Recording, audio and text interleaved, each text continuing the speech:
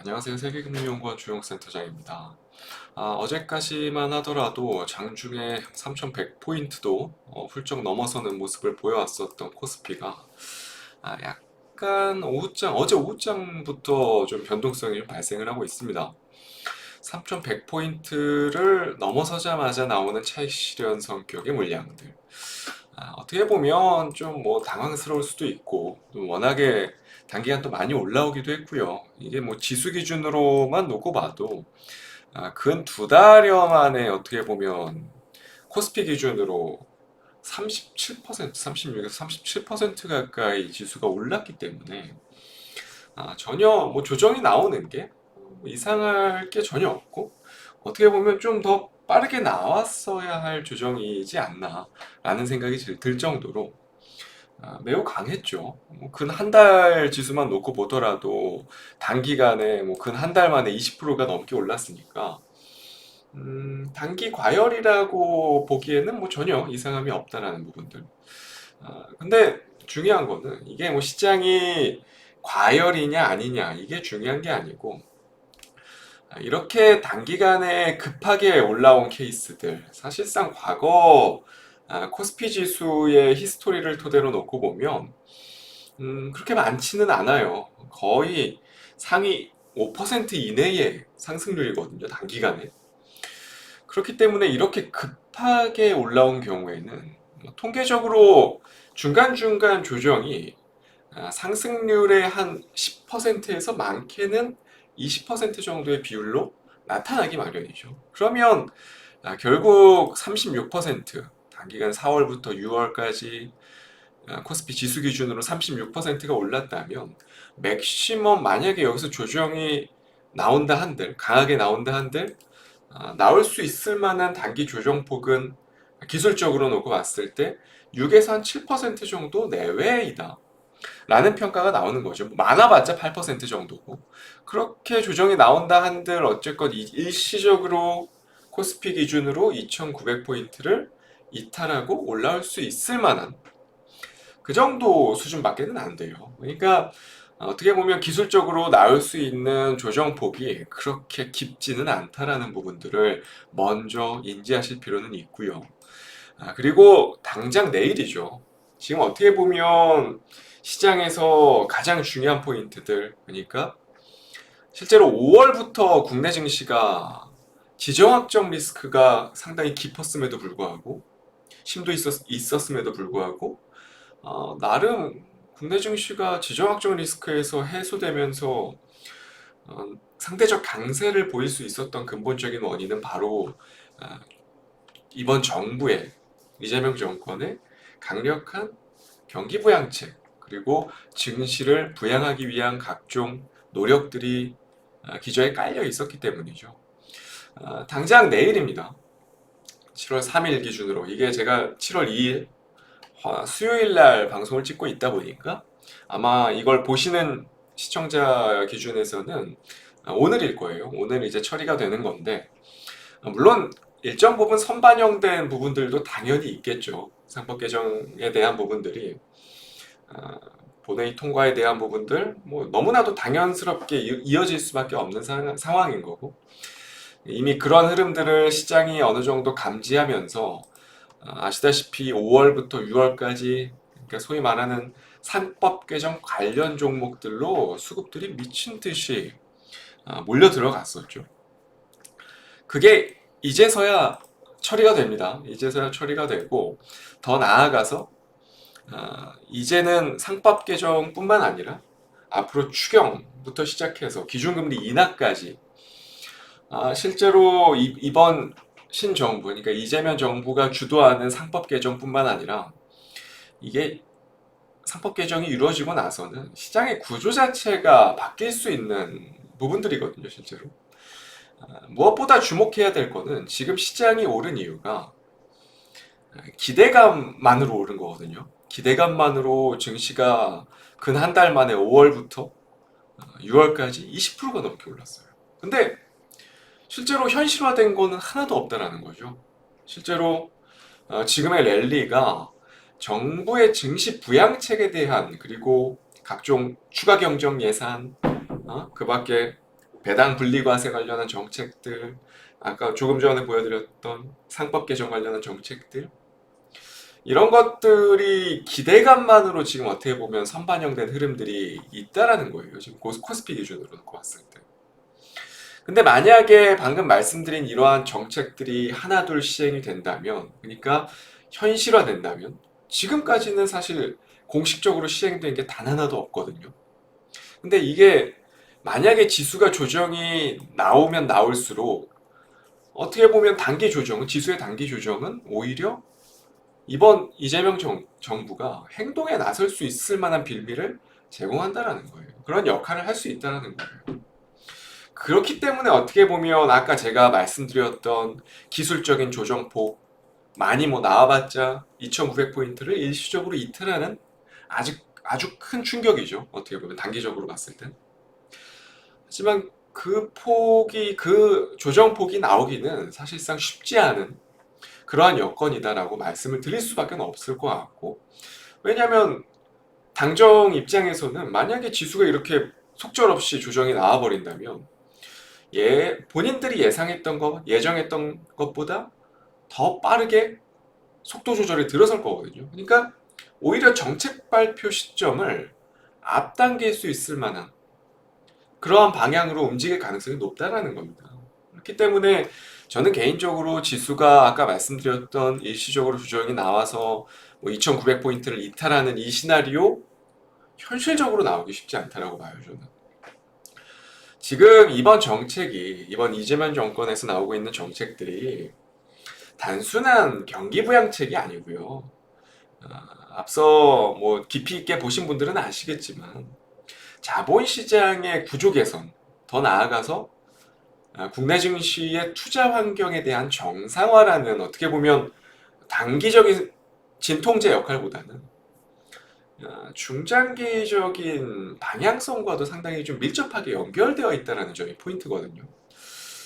그러한 부분들을 놓고 봤을 때 저희가 실제 과거 사례를 놓고 보면 정부 정책이 시장에 본격적으로 반영되는 시점에서는 2차 랠리가 상당히 크게 나오는 케이스가 상당히 많습니다.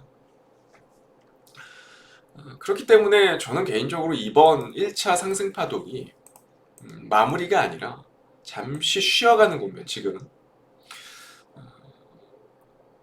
이번 정권은 역대 어느 정권보다도 주가 부양에 대한 의지가 강력해요. 그거는 뭐 모두 어떠한 투자자분들이라도 알고 계실 거고, 특히 기업 가치 측면에서 저평가 문제, 특히 뭐 저밸류 종목들의 밸류에이션에 대한 정상화, 이러한 언급들이 실제로 여러 차례 이재명 대통령 입에서 공식적으로 나온 상태고, 이런 배경에서 상법 개정은 단순히 이게 제도적인 변화뿐만 아니라 정책의 의지, 정책적 의지에 대한 상징성으로도 또 해석이 될 수 있는 부분들이 분명히 있거든요.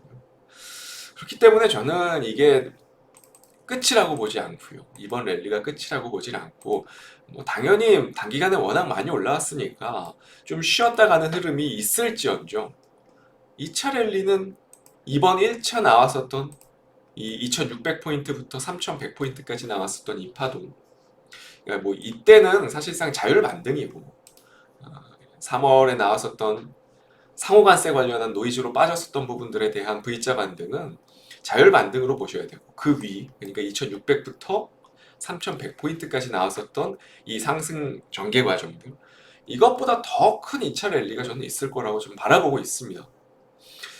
물론 이제 중요한 거는 어떠한 종목이 이번 정책적 측면에 있어서 수혜를 받을 수 있느냐라는 관점이겠죠, 당연히.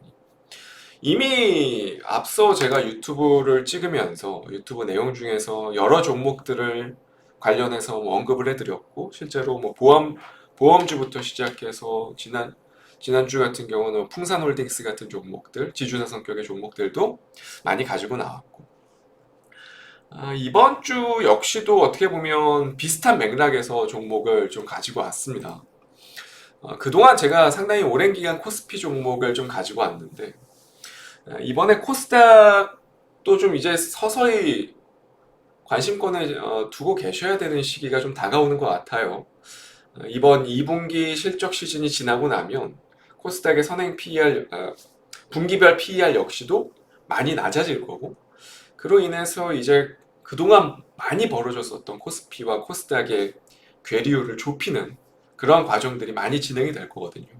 그러한 과정 속에서 그간 코스닥에서 많이 좀 침체되어 있었던 대표적인 밸류업 관련한 종목들, 특히 상법 개정이 진행된다는 가정하에 시장에서 좀 주목받을 수 있을 만한 종목들.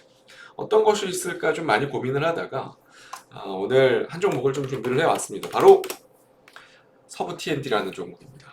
사실 코스닥 150 종목이에요. 당연히 최근에 시황 보셨으면 아시겠지만 코스피 200 내에서도 시가총액 최상위 종목들 단의 순환매가 강력하게 이루어졌죠.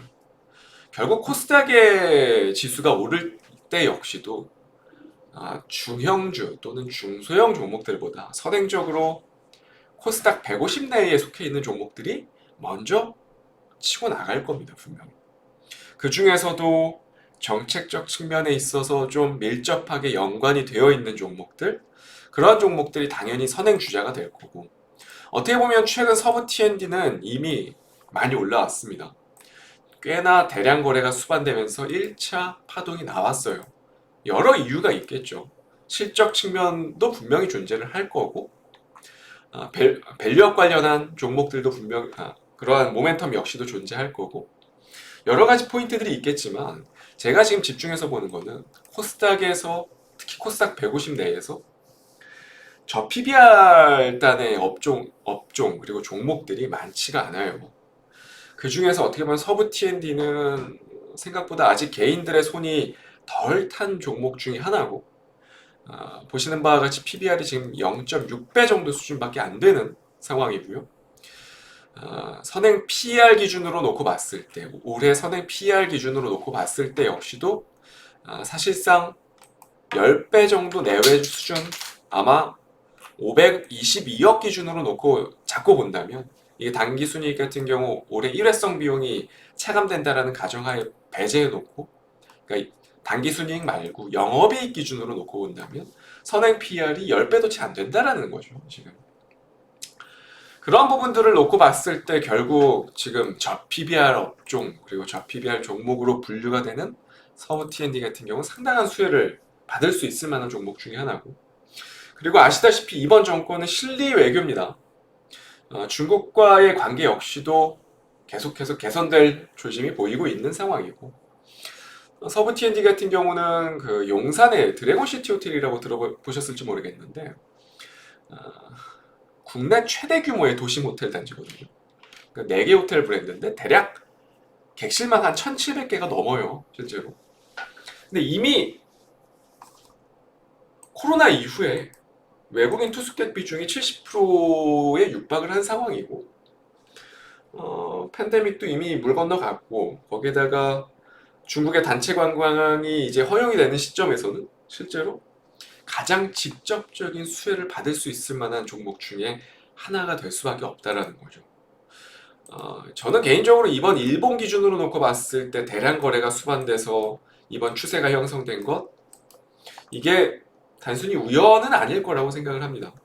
본격적인 추세의 초입 단계에 진입했을 거라고 보고, 적어도 상법 개정이 진행되고 본격적인 증시 부양에 대한 드라이브가 시작이 되면 PBR 0.6배, 그것도 코스닥 150 내에 속한 종목이 0.6배다?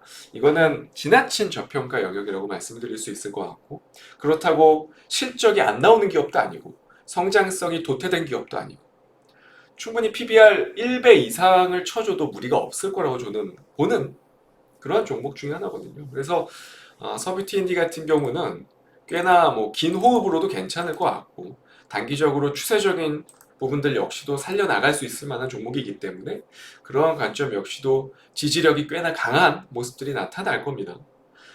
그렇기 때문에 지금 시청하고 계신 투자자분들 역시도 돌이켜서 한번 잘 복귀를 해보시면 좋을 것 같아서 오늘의 공략주로 서부 T&D를 준비해 왔습니다. 참고하셔서 잘 보시면 좋을 것 같고요. 저는 다음 주 이 시간에 또 좋은 종목 가지고 찾아뵙도록 하겠습니다. 오늘 방송 시청해주셔서 감사합니다.